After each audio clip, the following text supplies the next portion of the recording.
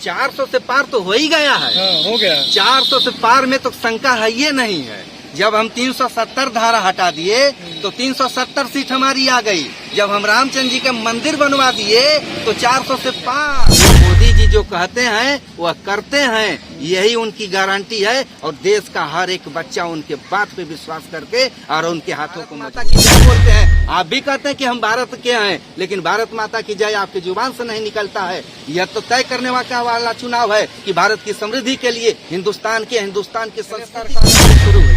आज जो लिख कर रहा है उसके 7 पोस्ट याद करेगी, ऐसी व्यवस्था सरकार ने कर दी है। आने वाला नौजवानों का भविष्य सुरक्षित है। मोदी सरकार और 400 सीटों से पार देकर बनाया जाएगा उनको प्रधानमंत्री। इस समय मेरी मौजूदगी है बलिया लोकसभा में। यहाँ पर जन आशीर्वाद यात्रा है। तमाम से लोग नेताजी के स्वागत में यहाँ पर हैं।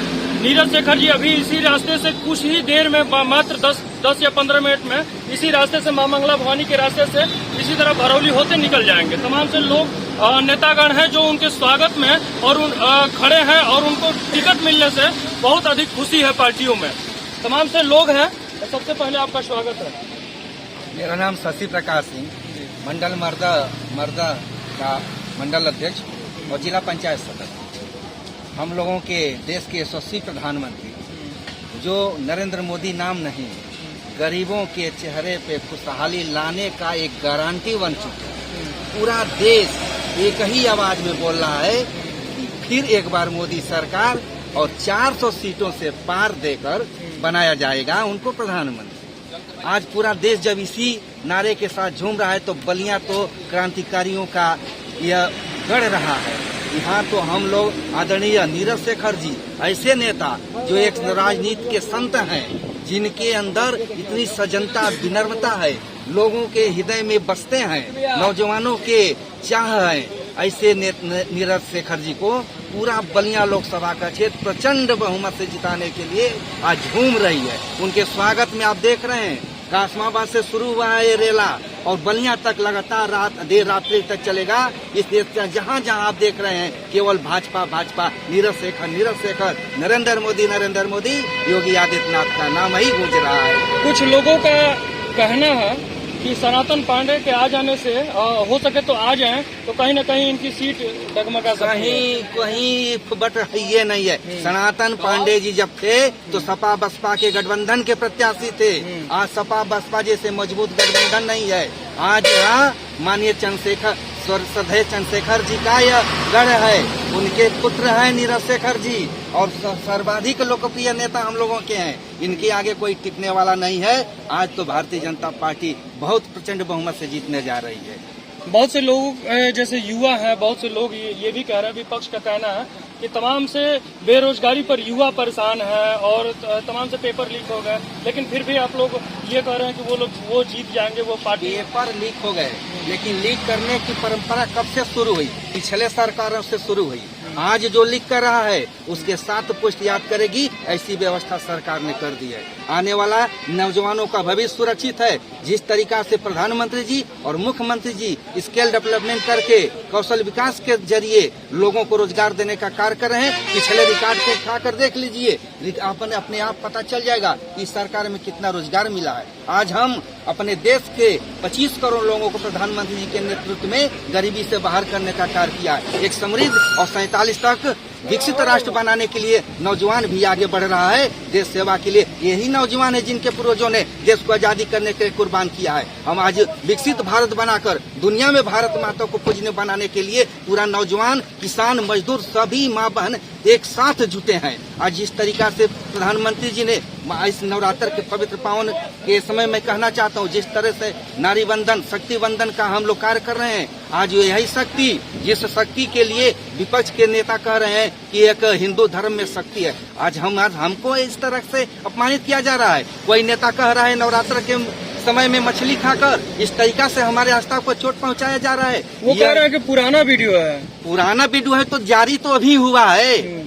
आप इस तरीका से किए हैं, ये तो आपकी जवाबदेही हो सकती है। लेकिन हम भारत माता की जय बोलते हैं, आप भी कहते हैं कि हम भारत के हैं, लेकिन भारत माता की जय आपकी जुबान से नहीं निकलता है। यह तो तय करने वाला चुनाव है कि भारत की समृद्धि के लिए, हिंदुस्तान की संस्कृति के लिए, सनातन धर्म के लिए किस सरकार ने कैसा कार्य किया है। आज पूरा देश उनके लिए वोट देने जा रहा है।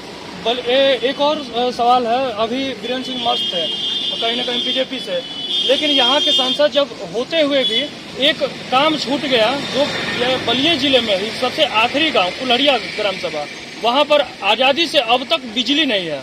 क्या इनके आने से क्या वो सही हो जाएगा कि नहीं? देखिए, यह काम जब प्रधानमंत्री जी की 14 में सरकार बनी थी, 1000 दिन में पूरे भारत के प्रत्येक गांव में बसने वाला अंतिम घर जहां तक है, वहां तक अगर 10 को ले जाकर बिजली देने की बात थी तो वह देने का कार्य किया गया।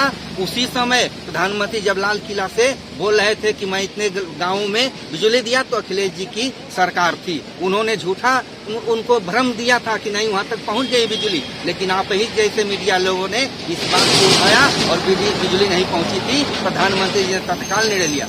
आज अगर कोई गांव छूटता है तो मैं बड़ी जिम्मेदारी से कह सकता हूं कि वहां के स्थानीय प्रधान जी का भी यह कमी होगी, क्योंकि 6-6 7-7 बार बिजली संतृप्तिकरण का नोटिस प्रधान जी को दिया गया। प्रधान जी जब तक नहीं कहे कि हमारा गांव बिजली से संतृप्त हो गया है, तब तक संतृप्त नहीं किया गया था। 45 वर्षों के बाद आज आप देख रहे हैं 33,000 के 11,000 के तार बदले जा रहे हैं। आप एक गांव अभी नहीं बचा है, एक गांव का एक घर नहीं बचा है, आप ये बात कर रहे हैं, तो निश्चित रूप से आपके माध्यम से ये सरकार के पास ये विषय जाएगा। उस गांव को भी हम बिजली से मुक्त युक्त करेंगे, क्योंकि आज डिबरी से मुक्त देश हुआ है, लंटेन से मुक्त देश हुआ है। आज गरीब का बेटा भी प्रकाश की रोशनी में पढ़ाई कर रहा है। यह सरकार 10 साल में परिवर्तन करेगी। ग्राम प्रधान का कहना है, अभी हम उन चीजों को भी दिखाएंगे, ग्राम प्रधान का कहना है कि तमाम से उच्च अधिकारियों को हमने संज्ञान दिया, लेकिन कोई कार्रवाई नहीं। ऐसा हो नहीं सकता है, लेकिन आपका विषय वास्तव में हम इग्नोर भी नहीं कर रहे हैं, लेकिन ये आप जब उठा रहे हैं तो आप देखिएगा कि सरकार किस तरीका से वहाँ बिजली पहुँचाने का कार्य करे, क्योंकि यही सरकार है गांव में बसने वाले गरीब के चेहरे पर खुशहाल लाना चाहती है, गांव में बसने वाले झोपड़ी वाले के सर पे पक्का मकान देना चाहती है। यही सरकार है जो गाँव के पक्के मकान में बिजली, गैस, शौचालय सारी भी सुविधाएं देकर उनके बच्चों को अच्छी शिक्षा देकर आज देश का एक अच्छा देश का निर्माण करने के लिए, सशक्त एक मजबूत राष्ट्र का निर्माण करने के लिए, जिस भारत को कभी हे दृष्टि से देखा जाता था, प्रधानमंत्री के नेतृत्व में जब से देश में सरकार बनी है, दुनिया आज भारत की तरफ आशा भरी निगाहों से देख रही है। सिलेंडर की बात अगर की जा रही है तो तमाम से लोग ये कह रहे हैं कि कभी यही 400 था, अब अधिक हो गया है, अब 1000 करीबन हो गया है। तो क्या महंगाई तो दे तो दिए, लेकिन बहुत से सिलेंडर उसी तरह रखा गया है महंगाई की वजह से? जी, 400 रुपया था मनमोहन जी की सरकार में, लेकिन हम भी खरीदते थे ब्लैक, 1100 रुपया में मिलता था। 400 रुपया में कितने लोगों को मिलता था? ब्लैक सबको खरीदना पड़ता था। 6 महीने में सिलेंडर नहीं मिलता था।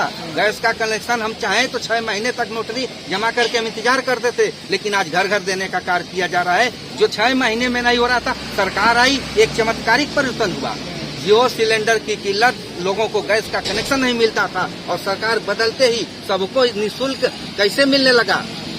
यहाँ पर उत्तर प्रदेश में योगी जी की सरकार आई, इससे पहले कितनी बिजली मिलती थी? 1 हफ्ता मिलती थी दिन को, तो 1 हफ्ता रात को 6 से 7 घंटे। लेकिन योगी जी की सरकार आई, कोई षड्यंत्र नहीं लगा, लेकिन उस चोरी भ्रष्टाचार को रोके और 24 घंटा, 18 घंटा और 22 घंटा बिजली देने का निर्णय लिया, और सब मिल रही है। तो ये मोदी जी जो कहते हैं वह करते हैं, यही उनकी गारंटी है, और देश का हर एक बच्चा उनके बात पे विश्वास करके और उनके हाथों को मजबूत कर रहा है। यानी अब आप लोग ठान लिए हैं कि कहीं न कहीं 400 से पार? 400 से पार तो हो ही गया है। हाँ, हो गया। 400 से पार में तो शंका है ये नहीं है। जब हम 370 धारा हटा दिए तो 370 सीट हमारी आ गई। जब हम रामचंद्र जी का मंदिर बनवा दिए तो 400 से पार, यह एकदम नारा नहीं है, 400 से पार होने जा रहा है। ये दुनिया भी मान रही है, देश के विपक्षी दल के लोग भी मान रहे हैं। राम मंदिर की बात की जा रही है, तो अभी आपने भी कहा राम मंदिर की लोग ये कह रहे हैं कि कहीं न कहीं सुप्रीम कोर्ट का ये जब आदेश है तब बना कि सरकार बनाई। सुप्रीम कोर्ट के आदेश से बना, लेकिन इस आंदोलन के लिए कौन समर्थन दिया? हमारा राजनीतिक समर्थन इस मंदिर के लिए था। हम मंदिर के पक्ष में जितने लोग थे, हम कानून के माध्यम से या सुप्रीम कोर्ट के आदेश के माध्यम से विधि सम्मत हम मंदिर बनाने के लिए निरंतर संघर्ष करते रहे। भारतीय जनता पार्टी के एजेंडे में आज से नहीं, पहले सा था कि हम 300 धारा 70 हटाएंगे, राम मंदिर का निर्माण करेंगे, समान नागरिक संहिता लागू करेंगे। 2 काम हुए हैं और आने वाले इस कार्यकाल में बड़े काम भी होंगे, समान नागरिक संहिता भी लागू। चलिए अभी देखिए गाड़ी अभी पार्टी की लगातार आ रही है, अब और लोग भी है, कुछ क्या लग रहा है इस बार? 400 पार। चलिए आप लोगों से बात करके बहुत अच्छा लगा। कहाँ तक आप लोग जाएंगे? बलिया तक जाएंगे। यहाँ तक बलिया तक, उसके बाद कार्यालय तक। जी। अब अभी देख सकते हैं तमाम सी गाड़ियाँ इस तरीके से लग रहे हैं, तमाम से कार्यकर्ता भी आ रहे हैं।